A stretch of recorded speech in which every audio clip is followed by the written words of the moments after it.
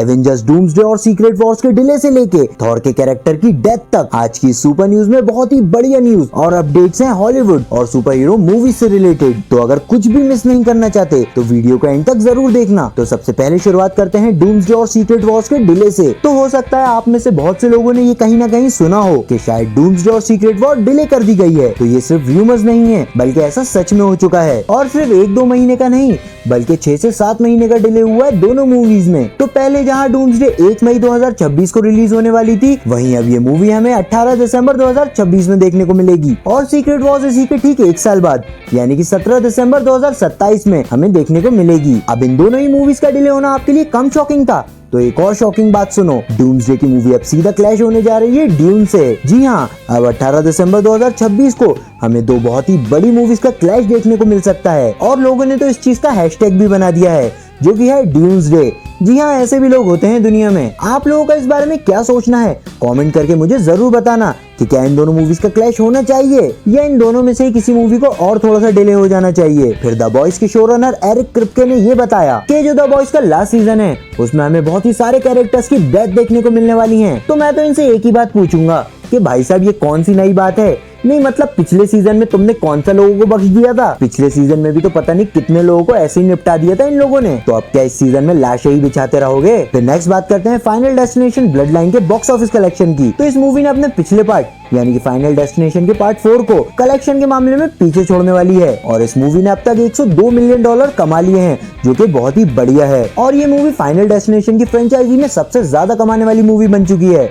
आप लोगों ने ये मूवी अभी तक देखी है नहीं मुझे कमेंट करके बताना। फिर सुपरमैन मूवी का रन टाइम बताया जा रहा है कि अराउंड 2 घंटे 2 मिनट का हो सकता है और अगर ये सही होता है तो ये चीज सुपरमैन की इस मूवी को सेकंड शॉर्टेस्ट मूवी बना देती है सुपरमैन की हर आई हुई मूवी में से। पर्सनली मैं चाहता हूँ ये मूवी थोड़ी और लंबी होनी चाहिए क्योंकि जितने कैरेक्टर्स इस मूवी में अपेयर होने वाले हैं मुझे ऐसा लगता है 2 घंटे उन सभी को सेटअप करने के लिए थोड़े कम पड़ सकते हैं। लेकिन फिर जेम्स गन का डायरेक्शन तो हम सभी जानते हैं कि कितना बढ़िया होता है।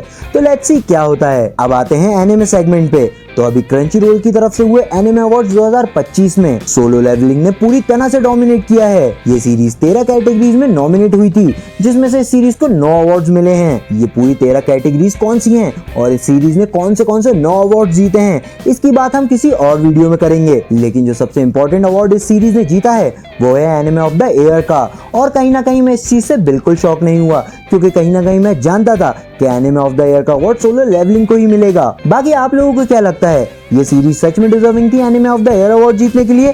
कमेंट करके जरूर बताना। फिर वन पीस की तरफ से एक बहुत बड़ी अपडेट है और वो ये कि इसके क्रिएटर्स चॉपर के कैरेक्टर पे एक अलग सी जिसका नाम होने वाला है चॉपर्स। फिलहाल इस पे ज्यादा डिटेल्स तो नहीं आई हैं लेकिन जैसे ही आ जाएंगी मैं आपको जरूर बता दूंगा। लेकिन उसके लिए सबसे पहले सब्सक्राइब कर लो। फिर वन पीस की बात हुई है तो इसके लाइव एक्शन का सीजन 2 हमें बहुत जल्द देखने को मिलने वाला है। लेकिन ऐसा बताया जा रहा है कि इसके सीजन 2 का ट्रेलर हमें इसी मंथ देखने को मिल सकता है। फिर नेटफ्लिक्स वाले क्लैश ऑफ क्लैंस की एक एनिमेटेड सीरीज पे काम कर रहे हैं और बहुत जल्दी हमें देखने को मिल जाएगी और इसके ऊपर कोई भी डिटेल्स आती हैं और तो मैं आपको जरूर बताऊंगा। फिर जून में जो ये लोग डीमन स्लेयर की मूवी मुगन ट्रेन को री रिलीज कर रहे हैं तो अब ऐसा बताया जा रहा है कि इस मूवी की स्क्रीनिंग के साथ जो डीमन स्लेयर की अपकमिंग मूवी है यानी कि इन्फिनिटी कासल उसका एक एक्सक्लूसिव टीजर भी हमें दिखाया जाएगा। तो अगर आप लोग वो देखना चाहते हो तो ये मूवी देखने जरूर जाना। फिर अब आते हैं आप सभी के फेवरेट सेगमेंट यानी कि रूमर्स पे। तो इस हफ्ते काफी बड़े और काफी इंटरेस्टिंग रूमर्स आए हैं जिसमें से सबसे पहले कि मार्वल्स वाले डूम्सडे मूवी में